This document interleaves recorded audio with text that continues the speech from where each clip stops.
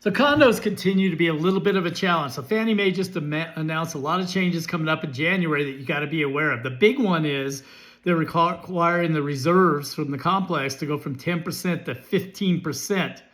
That's like a 30% increase. So we're going to see a lot of HOAs needing to go up. There is an exception on it. If the budget, it's less than 15%, they got a current reserve study, generally within the last 3 years, and funds reserved at the highest level. Sometimes you can get around that. But, we're going to see increases in HOAs coming. Unfortunately, limited reviews being eliminated. So that's where we put down 10%. We had very few questions we asked. They did away with that. So now we're going to need a full project review on every condo. So we're going to look at HOA budget, insurance, reserve information, litigation review, and deferred maintenance review.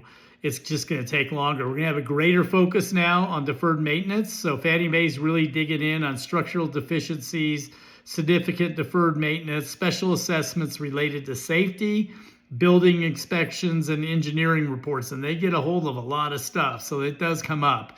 Insurance standards have been updated. So they wanted to simplify the roof coverage requirements, continued requirement for replacement cost master insurance policies, limits on high deductibles. So 5% is as high as you can go. You go above that, it's non-warrantable. Updated guidance for the documentation we need. Some project reviews have been simplified. So elimination of investor concentration on most of the reviews. So that's good. It doesn't matter how many are investor. Expansion of situations where the project requirements have been reduced or waived. So they're taking away some stuff too. Much easier financing for the smaller reviews.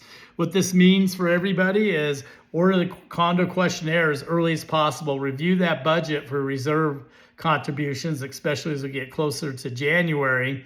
Ask about the pending special assessments, because even if you're paying them, it could potentially be an issue. Review insurance before underwriting.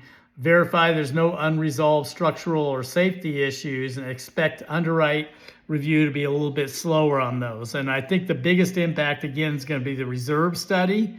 And I think the result is going to be raised HOA dues or conduct updated reserve studies or increase reserve funding to make it warrantable. So we got a challenge coming, but the good news is next week, I'm going to give you a whole plate of non-warrantable condo stuff we can do, because I think a lot of them are going to go non-warrantable, unfortunately. Have a great week.